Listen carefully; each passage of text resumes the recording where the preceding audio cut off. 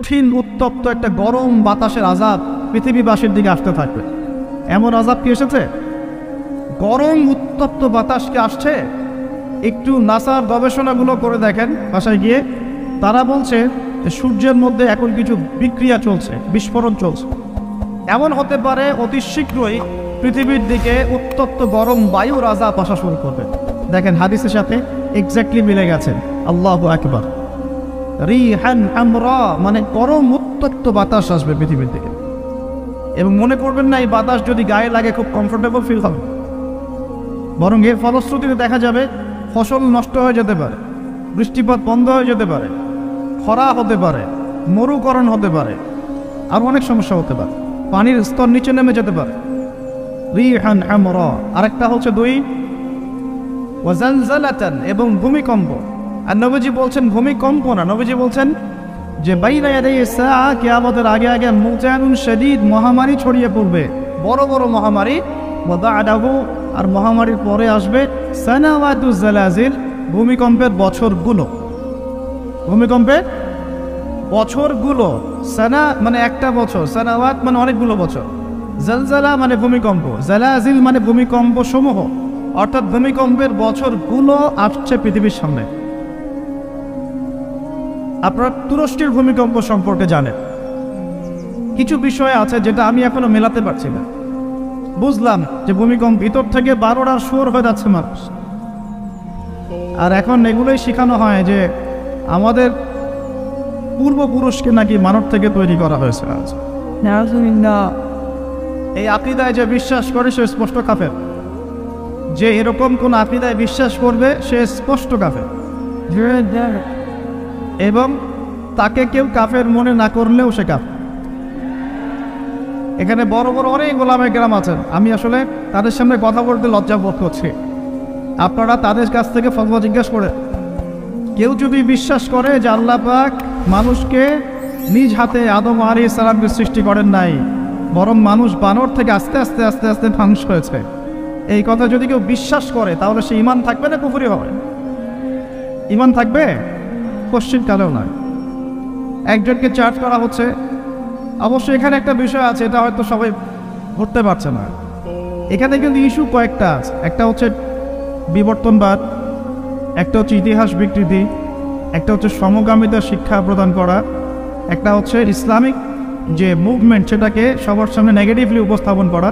এরকম কিছু ইস্যু কিন্তু উঠেছে। আমরা কিন্তু ব্যস্ত হয়ে আছি এই 12টার মানুষ নিয়ে, তাই না? এখানে 12টার মানুষটা মূল জিনিস না। এই পুরো জিনিসটার মূল বিষয়টা হচ্ছে এমন কিছু প্রবর্তন করার চেষ্টা করা হচ্ছে যেগুলোর উপরে যদি আমাদের প্রজন্ম 10, 20, 30 বছর পড়াশোনা করে তাহলে 20 বছর পর একটা প্রজন্ম আসবে যারা আল্লাহকেই চিনবে না। এইটা উদ্দেশ্য ছিল, এটা উদ্দেশ্য। আরেকটা বড় উদ্দেশ্য হচ্ছে ইতিহাসকে বিকৃত করা। খেয়াল করে দেখবেন ফরায়েজি আন্দোলন, হাজী মোহাম্মদ শরীয়তুল্লাহ, তিতুমির, এই যে ইংরেজ বিরোধী বিপ্লবে যারা সর্বোচ্চ নেতৃত্ব দিয়েছিলেন আলহামদুলিল্লাহ, তাদের নামগুলো আস্তে আস্তে আস্তে আস্তে কিন্তু মুছে ফেলার চেষ্টা করা হচ্ছে। এবং এই জায়গায় কিন্তু এমন কিছু শাসনকে হাইলাইট করা হচ্ছে, যেমন সেন শাসন, খেয়াল করেন নাই? তাদেরকে হাইলাইট করার চেষ্টা করা হচ্ছে, এটা খুব ভালো ছিল। একটা জায়গায় দেখলাম দেখেছে ওইটা নাকি গণতান্ত্রিক ছিল। আমরা প্রশ্ন করতে চাই, ওই সময় গণতন্ত্র ছিল? সেন আর পাল বংশের সময় গণতন্ত্র বলে কিছু ছিল? কি দিয়ে মানুষকে কি শেখাচ্ছে আল্লাহ ভালো জানে। তো শিক্ষা ব্যবস্থার বেহাল দশা। কি দশা? বেহাল দশা। আমাদের সন্তানদের ব্যাপারে যদি আমরা সতর্ক না হই তাহলে ওই যে নবীজি বললেন ওয়াতুউল্লিমা লিগাইরিদ্দিন, ভূমিকম্প আল্লাহর আযাব গজব আসার অন্যতম কারণ হবে ধর্ম বিবর্জিত শিক্ষা চালু করা। এবার শোনেন কি আযাব আসবে এই কাজগুলো করলে। এই কাজগুলো করলে কি আযাব আসবে একটু শোনেন, এরপরে আমি সামনের দিকে যাচ্ছি। কাজগুলো কি? যখন আমরা আমানতের খেয়ানত করব, এক, যখন গনিমতের মাল রাষ্ট্রীয় সম্পদকে নিজের বলে চালিয়ে দিব, যখন আমরা স্ত্রীদের আনুগত্য করে মাকে কষ্ট দিব, বন্ধুদেরকে কাছে টেনে নিয়ে বাবাকে কষ্ট দিব, যখন ধর্ম বিবর্জিত শিক্ষা চালু করব, যখন আমরা গায়িকা নর্তকীদেরকে বেশি প্রমোট করব, তাদেরকে বাড়িয়ে দিব, মসজিদে হট্টগোল বেড়ে যাবে, কানের কাছে বাদ্যযন্ত্র বাজবে, জেনা বাড়বে, অশ্লীলতা বাড়বে, ফাহেসা কাজ বাড়বে এবং কওমের নেতৃত্ব দিবে ফাসেক ব্যক্তি। সমাজের সবচেয়ে নিচু শ্রেণীর মানুষ উঁচু উঁচু বিল্ডিং নির্মাণের প্রতিযোগিতা করবে এবং দাসী তার মনিবকে জন্ম দিবে, মানে সত্য মিথ্যা ন্যায় অন্যায়ের মানদণ্ড উল্টে যাবে। যখন এমন হবে তখন নবীজি বলছেন ফালইয়ারতাকিবু ইনদা যালিকা, তখন ধেয়ে আসবে। কি ধেয়ে আসবে? 1 নাম্বার রিহান হামরা, উত্তপ্ত, কঠিন উত্তপ্ত একটা গরম বাতাসের আযাব পৃথিবীবাসীর দিকে আসতে থাকবে। এই যে পাপগুলো আপনাকে বললাম একটু আগে, যে পাপগুলোর কারণে জালজালা ভূমিকম্পগুলো আসে, এই পাপ তো আমরাই সবচেয়ে বেশি করছি। তা আসা তো কথা আমার এখানে থাকে, বুঝতে পারছেন না মনে হয়? মাদকদ্রব্যের প্রচলন বাংলা মাটিতে বেশি না কম? কত বেশি? প্রচন্ড রকম বেশি। বেশি না? নগ্নতা, বেহায়াপনা বেশি না কম? গান বাজনা, বাদ্যযন্ত্র বেশি না কম? সংস্কৃতির দোহাই দিয়ে আমরা সবাইকে এগুলো শোনাচ্ছি কিনা? নগ্নতা, ব্লু ফিল্মস, পর্নোগ্রাফিতে আমরা কি পিছিয়ে না এগিয়ে? করাপশন, দুর্নীতিতে আমরা কত নাম্বার? আজকে আসছি 12, আগে ছিল 13, আজকে হয়েছে 12। মাশাআল্লাহ, উন্নতি হয়েছে আমাদের। আচ্ছা, তারপরে এই যে আমাদের খেয়ালতে আমরা পটু না কম না বেশি? একটা হাতি উপর থেকে আস্তে আস্তে এখানে মাছি হয়ে যায় কিনা?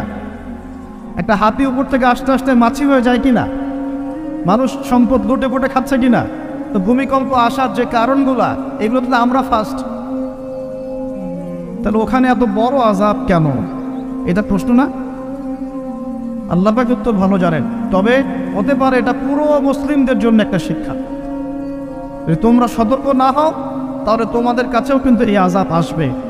তবে সায়েন্স বলছে এবং কোরআন হাদিস থেকে আমরা এটাও দেখছি যে হ্যাঁ, ভূমিকম্প যে পাপের কারণে আসে, এই পাপগুলো আমরা কিন্তু করছি, কম বেশি সবাই করছি।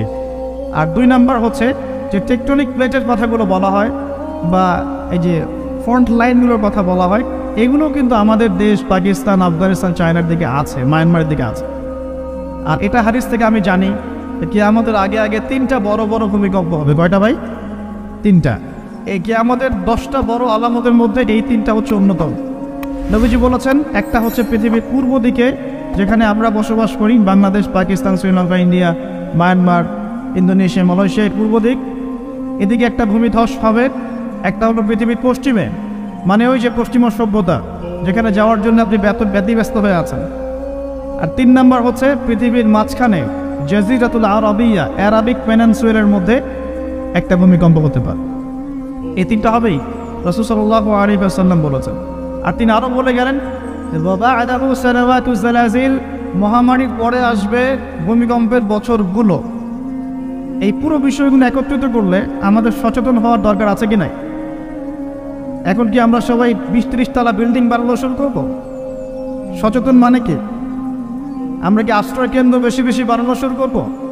আমরা আরও ওই যে কিছু কিছু সিমেন্টের অ্যাড দেখায়, এই সিমেন্টে বাড়ি বানালে ভূমিকম্পেও কাঁপবে না, এগুলো করবো আমরা? নাকি সর্বপ্রথম কি প্রয়োজন? আধ্যাত্মিক পবিত্রতা প্রয়োজন, তাসকিয়া প্রয়োজন। আল্লাহ পাক আমাদের সবাইকে তওবা করে ফিরে আসার তৌফিক দান। একই সাথে পশ্চিমাদের সমস্ত ষড়যন্ত্রের ব্যাপারে চোখ কান খোলা রাখার তৌফিক দান। দুটোই দরকার আছে, আছে কি নাই? দুটোই দরকার আছে। আপনারা বাসায় গিয়ে একটা প্রযুক্তি সম্পর্কে পড়াশোনা করেন, আমি আর কিছু বলে দেব না পাবলিকলি। প্রযুক্তিটার নাম হচ্ছে হার্ট, HAARP, হার্ট। এই প্রযুক্তি কি, কেন, এর দিয়ে কি করা যায় না করা যায়, এটা নিয়ে একটু বাসায় গিয়ে পড়াশোনা করে দেখেন, মনে থাকবে? HAARP, হার্ট, মনে থাকবে? এখনই গুগল সার্চ করে দেখে দেন, বাসায় গিয়ে পড়াশোনা করে দেন কি জিনিস এটা, কি করা যায় এটা দিয়ে। আপনাকে বলে দেই, দাজ্জাল কিন্তু জলবায়ু নিয়ন্ত্রণ করাও শুরু করবে, কেন সে পুরো বিশ্বটা শাসন করবে। দাজ্জাল বৃষ্টি দিতে পারবে, দুর্ভিক্ষ দিতে পারবে, প্রোগ্রেসও দিতে পারবে।